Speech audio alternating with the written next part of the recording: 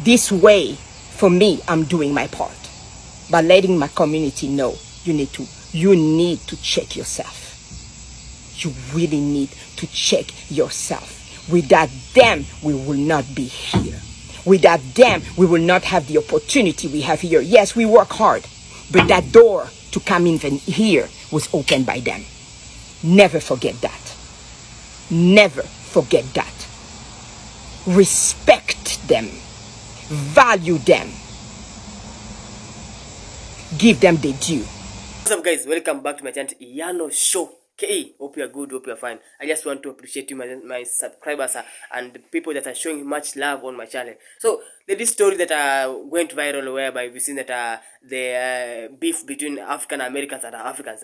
So today, I've come across these videos of Africans now apologizing to FBA or the Africans Americans for what is going on, and they have said that without these African Americans, Africans could have not reached this far wherever they are, and they are thanking these African Americans, and now they have come out clearly to say that they are apologizing for whatever that is going on between Africans and African Americans, the so-called FBA. So I don't know what to take on this. Is this a genuine apology or what is it? So don't go anywhere. Just read there in my comment section that say whatever you want to say concerning this story. So don't go anywhere. Just subscribe, like, comment, and share. Now, I know this video is gonna be controversial, and some people are not gonna like what I'm about to say, but I'm gonna say it anyway. I don't care. Black Americans are right to be mad. They are. You see, us immigrants, not all of us, but a lot of us, seem to forget, or maybe they just don't know. But if you have been living in this country long enough, you should know that the reason why we're here, the reason why we are allowed to be here, is because of the work Black Americans did, because of the sacrifices they did, because all the fights they had to fight in order for them, because they didn't do it for us, they did it for themselves, and it's right. But today we are enjoying the fruit of their labor, and we should not forget that. I'm an immigrant, and yes, in my community or in an immigrant community, and nobody can say otherwise, is a lot of disrespect for African American. It's a lot of it. I have heard it. And I have to admit that when I first came, I was also ignorant of their history. But after being in this country for the amount of time I have been here, if I act like I don't know that, it means that I'm willingly demeaning them. They are mad. And you know what immigrants should do right now? We should not be arguing with them. We should be quiet and listen. Listen to what they're saying. Listen. No. It is not about us. It's about how they feel. It's about the experience. And guys, they are right. Many immigrant community call them lazy. They're not lazy. They even say they don't have a culture, and that's an insult. Of course they have a culture. Of course they do. In the music, in the food, in the way they live their life, in the way they dress, they have a culture. And by the way, a culture that is a leader in many ways. Our children in Africa dress like black children. Children in Asia dress like black children. Children in Latin America, in Europe. So please stop saying, and it's not only limited to clothing. It's in music, it's in history, it's in literature, it's in science. The immigrant community need to stop demeaning and disrespecting Black American. They are mad, and they have all the rights to be mad. Now, if my immigrant community or my African community want to come after me for what I say, that is on you. I don't care. Because the truth is the truth. And we need to admit where we're coming short. You're going to come to people's house and you want to look down at them? You want to disrespect them? Yes, not all Africans. Yes, not all Latino. Yes, not all blah, blah, blah. All Asian, blah, blah, blah. But enough to make a lot of noise. But enough for them to be mad. Rightfully so. We need to be quiet now and listen to what they have to tell us. No doubting the experience. No undermining the experience. No forgetting the accomplishments. We need to stop that. We need to stop, particularly the African community. You want to say they are our brother and sister and this is how you're treating them? Not everybody, but a lot of us do. We look down. We criticize them.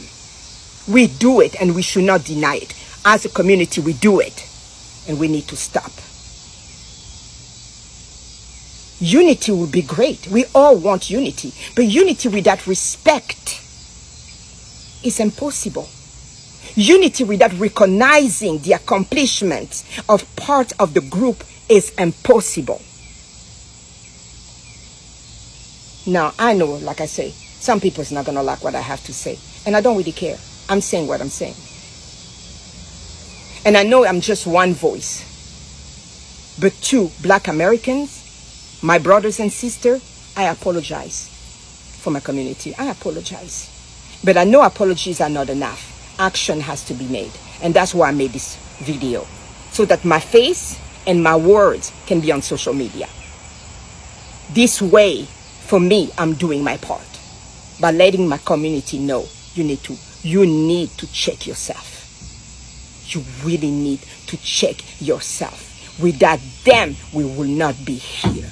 Without them, we will not have the opportunity we have here. Yes, we work hard, but that door to come in here was opened by them. Never forget that. Never forget that. Respect them. Value them. Give them the due. Since I am living in my car today, I'm just going to try and catch up on all these TikTok. I am here to apologize. I made a horrible mistake. And let it be known, this is why you got to truly do your research. And sometimes you're moving and grooving and you're trying to reply to shit and you don't do the research. And that's what happened to me in regards to FBA. I made a video earlier around FBA versus ADOS. And at that time, I just thought that FBA was a term, Foundational Black American. And I thought it was really a good fitting term to describe our experience and our ethnicity in this country. And then I had my understanding of ADOS, which for me is just a xenophobic group or pseudo organization. Well, this person, thank you, in my comments said, hey, you know that FBA is Tariq Nasheed's joint. And I'm like, oh man, what did I do? I am not a fan, because he is one of a handful of Black American orators. I like to call them orators because they got the gift of gab like a mug. Just be talking shit. Just talking shit. Snake oil salesman. Something of what they say sound like it makes sense. But often we, coming from pain and fear and frustration, don't really unpack many of these orators, you know what I mean, that's in the community talking good game, boy. I first heard about him when he tried to talk good game about hip-hop. For those who know me, I am a native New Yorker, born and bred, and you can see the grays in my hair. I've been so for a minute. Basically, I'm older than hip-hop, honey. And this fool tried to break down the history of hip-hop, saying that Latin folks weren't a part of the creation of hip-hop. Tariq Nasheed's not even from New York. But I bet if he tried to say that to a New Yorker in New York, there would be a problem. But he wouldn't dare do that. Look, we are all guilty of being basically pseudo-intellectuals on this app. Some of us are better at it than others. And I try to do my due diligence, but this time I dropped the ball. And I'm kind of pissed off because it's a really good term, but it's created by somebody who I essentially consider an opportunist. He is not an intellectual. He does not do his research. He has not done research, at least nothing published. I mean, if you count podcasts. But I need someone to come up with a better term that is not attached to an opportunity to make coin, that is not attached to someone else's brand, and it's not attached to a xenophobe.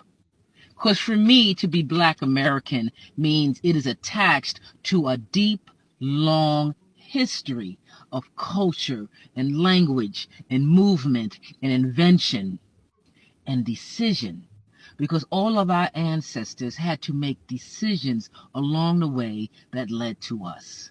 They had to make moves, whether they made it individually, whether they made it within their family or through the community. But we moved. We made it happen, not just for ourselves, but for others. And though we may argue on this app is not reality.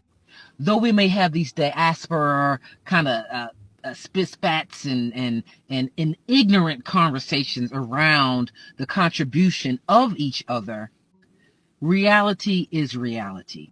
And the reality for my people, my stem of the diaspora, is that our presence and our contribution is undeniable. Our identity is undeniable. And even our uniqueness, because we are the only one, or the only stem, where we are a minority in our country. And that simple fact has shaped our reality and our experience and what we created out of that experience. So yes, we may be frustrated when our brethren and our sisterin throughout the diaspora choose or choose not to, depending on the day and time and situation and context, identify as Black. Sometimes, yeah, we all Black and they mad at us because we're like, yeah, we identify as Black, but they think that we're centering Blackness around ourselves when really, if you look in our history, we created this idea of an interconnectedness, a Blackness within the diaspora because we were the minority. Whereas our other brothers and sisters, and they were the majority in their country, but they were fighting colonialism. So they were disempowered in another way, but they had each other in number. So they identified through tribe or nationality or ethnicity. It was harder for y'all, let's keep it 100, to want to identify with this idea of Blackness initially, because it was connected to us. And your relationship with us in the country that we call home was always problematic, if not based in ignorance. And then on the flip side of that, here we are saying, wait a minute, we know who we are when we have this conflict even within our country. But at this point in 2024, a lot of us like, listen, we are Black American. We have been here way, way, way, way, way too long. There are too many unique attributes about us because we have been here way, way, way, way, way too long. Perhaps even longer than many African countries have been in existence as we know it today in this modern time of Europeans carving out shit. So see, our existence as a diaspora is very complex, you know? And all this back and forth really does not serve us because we are distracted from the time we can commit to truly learning about one another and how we're connected. Because that interconnection truly is our power. We don't have to speak the same language. We don't even have to do a deep dive into each other. We just need to know enough to move with each other. So can we try that? Have I digressed from my original point? Yeah, a little bit. The point is, I'm pissed that FBA was created by an idiot. So I just got to figure out a different term. But for now, it's Black American. And say it loud. I am Black and I am proud. All right, P. James Brown. And if anybody wants to buck up, I just want you to find anything within your culture that identifies as Blackness. Like a song or something. Anything that predates us doing it. If you can do that, I say less. But you can't. It's okay if we created it, but we don't own it. Come on, we've been asking y'all to come on. Just if you're going to come on to the Black side, stay there. Hey, this is Imai Asaya. I am so sick and tired of this African American versus African thing is so freaking stupid. FBAs, do you not understand that at one point the world was one big landmass with water around it? Do you not understand that during the time of Babel, that the Most High caused an earthquake and split the land? Pangea, I think, is what we're talking about. Which means if you were on part of that land that broke off, you may have been here in the Americas. But have you done your DNA? Because your DNA will probably bring you right back to Africa. Yeah. Now, I'm one of those people where my grandfather, his people were from Europe. They were of the ruling class, the royals of Europe, of Great Wales, of Wales, if you want to say. And they migrated here because they were pushed out. My great-great-grandfather used to tell my great-grandmother and my mother, when she was a little girl, we were never slaves, is what he would tell her. But then my grandmother, on my mama's side, she was brought over here on those boats. She was a slave master's daughter. That was like 4 generations back. So either way you look at it, oh yeah, I was here my people were here way before this country was a country. But I know where my history is. It's Africa, Yoruba, Takar, Masi. See, when they put us on those boats, they took us from all over the West Coast of Africa, and we became one tribe here in the United States. Stop causing division. Shut up sometime. Just stop causing division. If you believe you were here, okay. But damn, let the rest of us be. Have a good day.